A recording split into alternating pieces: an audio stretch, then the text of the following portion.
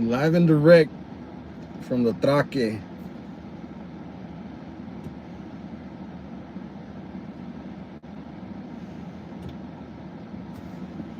What up, everybody? Where's everybody at?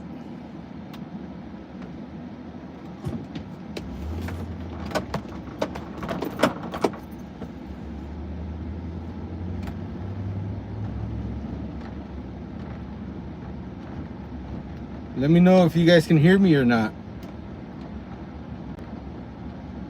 Am I coming through clear or not?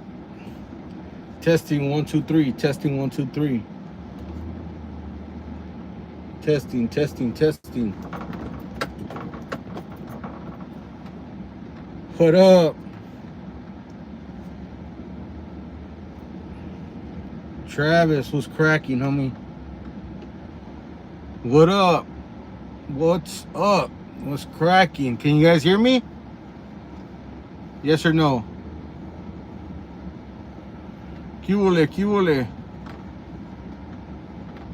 Okay. We hear you. All right. Something's going on over here. Look. Looks like someone either got pulled over, or they got cracked doing something. There was a chota earlier, but they took off already.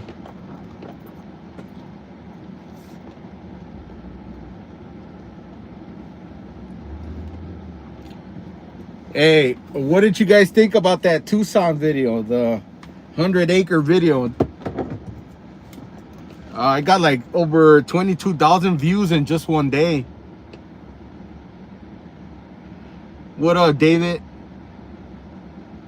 Si se escucha. All right, Simon. I love all the Tucson video. It was good to me. Gracias. Appreciate you guys, man. I didn't know. I was thinking, like, you know what? Maybe they're going to think this is too boring. So I took a chance on it.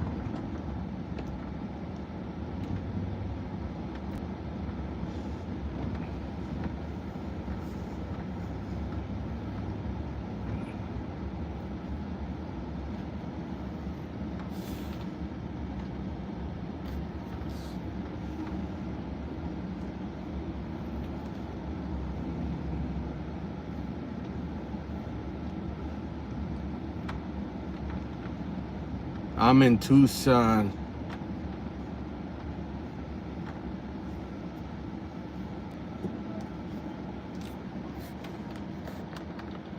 What's this fool say? Make people think what they got, that's for sure. All right. I love Maria.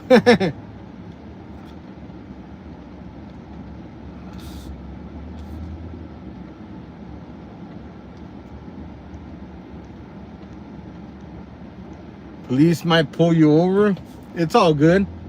They can't do nothing. I'm not doing nothing wrong. Adrian, gracias for the $4.99. I appreciate that, bro. Yeah, they can't do nothing to me as long as you're not doing anything wrong. There's no law against cruising around the track or a known, you know, what kind of area. Did you bring some smoke for the... Nah, hell no. Well, some smokes like cigarettes, yeah. Hey, Adrian, gracias, bro. Being a creep isn't illegal. Exactly, bro. Being a creep isn't illegal. And then, but I'm like a hero to you, though. You look up to me. I'm a creep, and you look up to me. You're subscribed to me, and right now you're spending time watching what I'm doing. So who's the worst creep, me or you?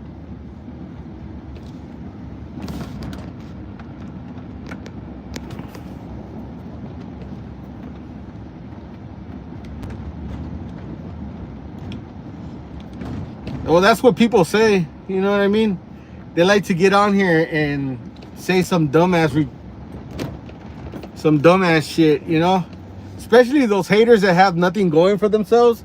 Like they don't even have profile pictures or anything. They don't have no subscribers. They don't have no money, no cars, nothing. They're just in their parents' basements spanking the monkey. You know what I mean?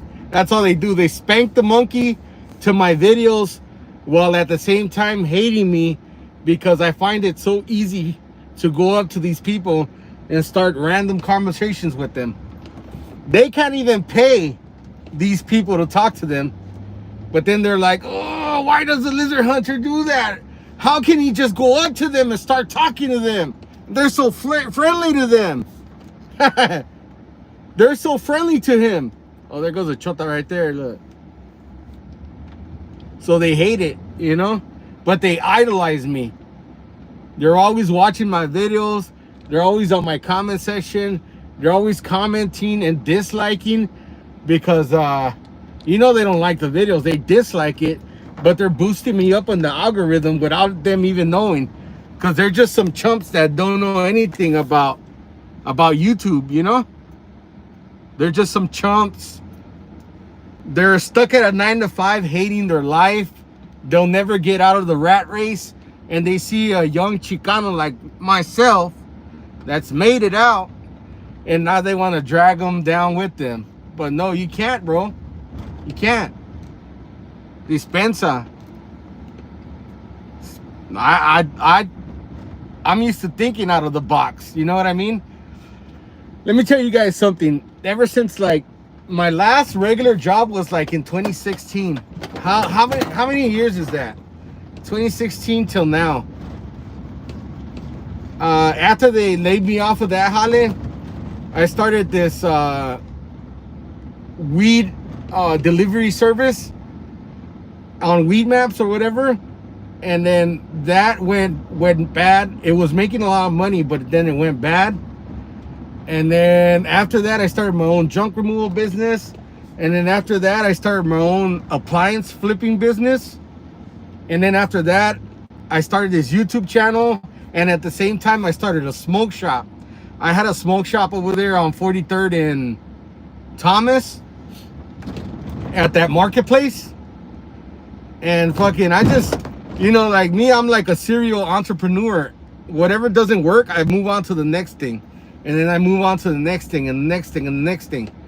So fucking, I just knew, bro, like once I got a taste of freedom and not having to go to work to a regular 9-to-5.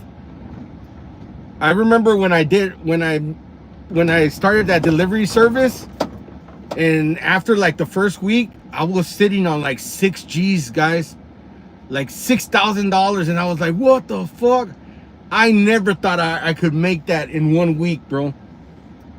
So I was hooked. Ever since then, I was like, this is the way out. I seen it like right away.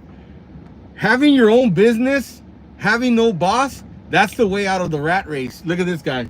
He's a wannabe lizard hunter right there, huh? Oh, look at the chota. Freeze. So yeah, guys. Ever since then, I just said, you know what? I ain't working for no one after that. And then after the delivery business, it kind of went south. I started my junk removal business. And I remember posting up on Craigslist, bro. Let me tell you guys a story. Are you guys here for a story or not? Are you guys here for a story? You guys want to hear a story? Yes or no?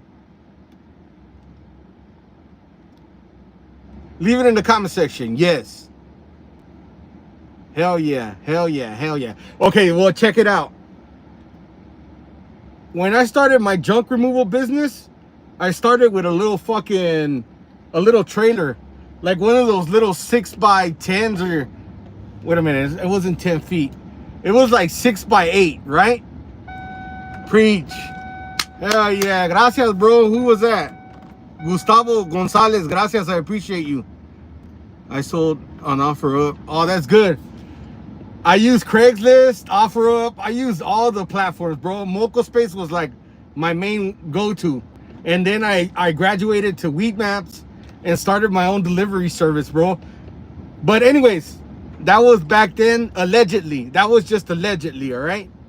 So when I moved on to junk removal, I had a little 6 by 10 by 8, 6 by 8 foot trailer. I started advertising everywhere. All right, started advertising like crazy. Craigslist. That's when Craigslist wouldn't charge you for advertising. Now they charge like $5 a post. I started Craigslist, Google advertising. I started going out there and handing out flyers and all this and that. So when I got my first call from fucking Craigslist, it was this white boy, right? And he was all like, "Yeah, man, I'm a painter. I just need you to clean out my garage real quick. Everything's boxed up already. I just need you guys to come and bang it out real quick." You know, so I was like, oh shit, all right. So I didn't even know what to charge him. He was like, how much is it per yard and this and that? And I'm like, bro, I don't even know. I was like, you know what? Just send me all the photos that you have of all your junk, whatever you want me to take, and I'll give you a price.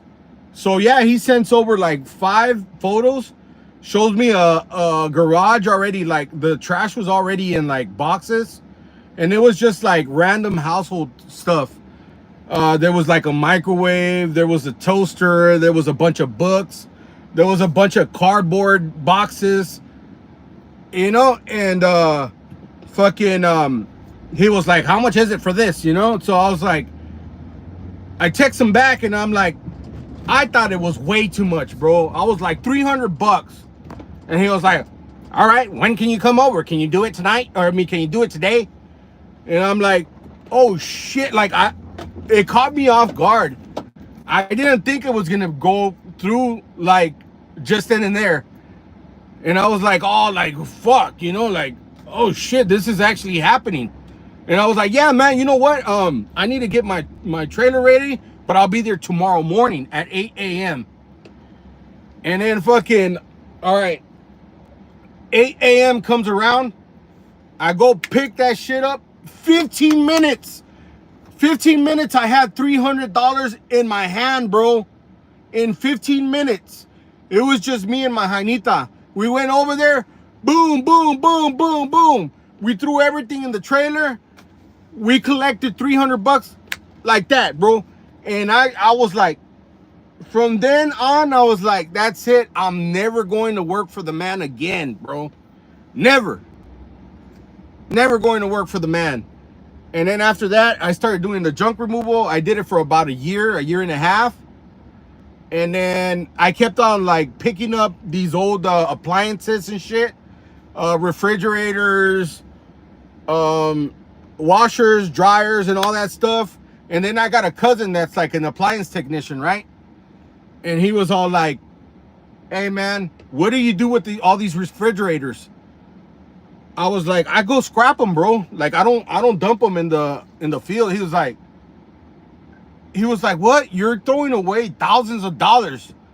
He was like, why don't you just fix them and flip them? And I was like, well, I never thought of that, and I don't know how to fucking fix a refrigerator, bro. You make it sound like it's easy. It's not easy. You know what I mean? So he was all like, well, you know what? Whenever you have a washer, dryer, a refrigerator, call me up, bro. So boom, after that happened, he showed me how to do the first one. And then after that, he was all like, every time you have a problem, call me up, take the back panel off, and I'll show you how to diagnose it. After I diagnosed that shit, I knew how to diagnose it. I checked the relay, I checked it for charge to see if it was charging. I checked to see if all the fans were running and all that shit. Then I started knowing how to do that, bro, and I was like, fuck. I started getting them French door refrigerators, like the ones that everybody's into, the stainless steels. Those were like those were like gold, bro. I could sell those for $600 a piece. Sometimes, okay, so the way I would keep my inventory stocked was that I would go to Craigslist, Facebook Marketplace, and offer up.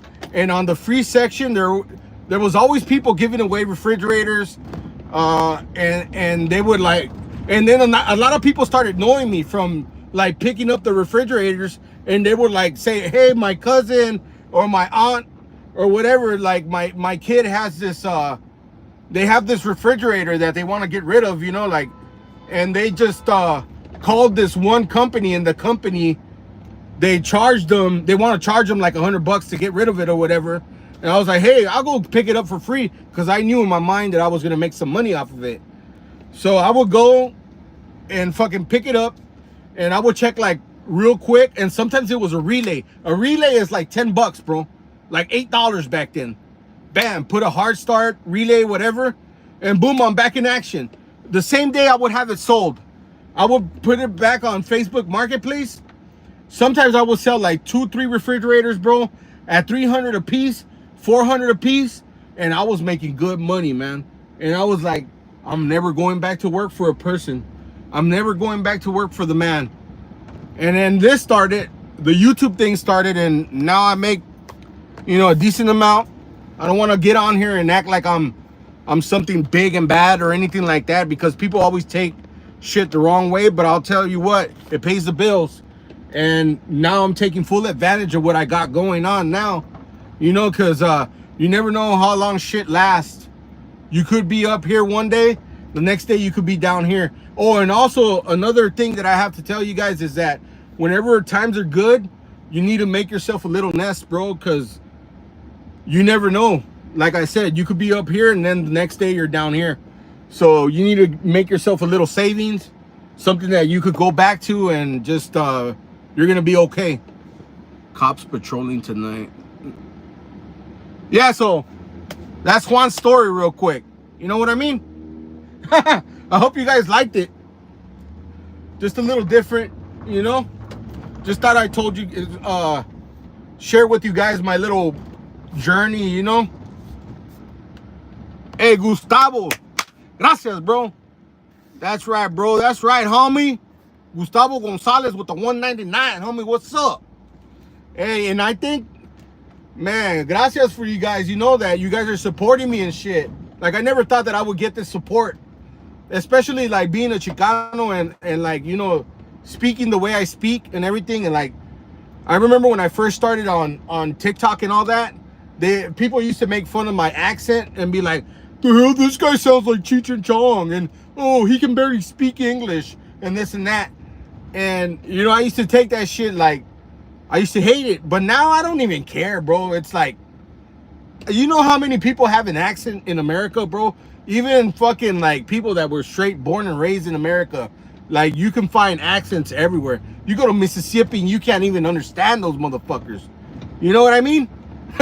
So now I don't even care. I just let all that shit roll off my back, homie. Just like, I don't give a fuck, you know? You sound like my peeps. That's right, homegirl.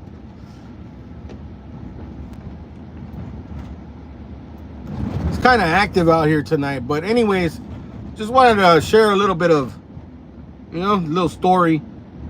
Let me tell you guys a little story about being in a gang.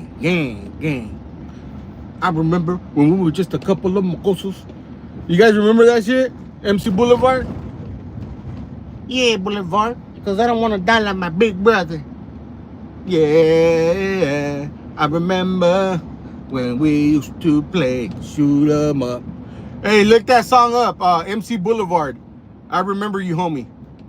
I used to bump that shit when I was a kid growing up in the hood. That was like one of my homeboys' favorite songs, but the homie passed away.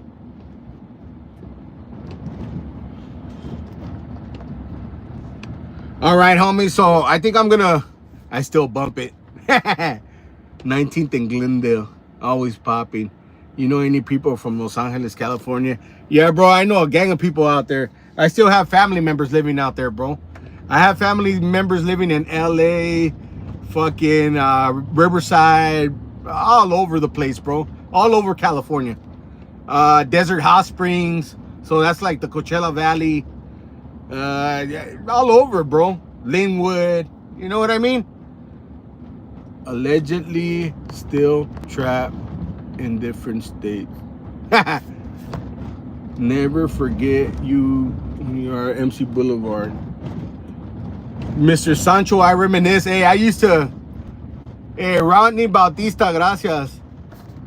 And Gustavo, gracias. I appreciate you.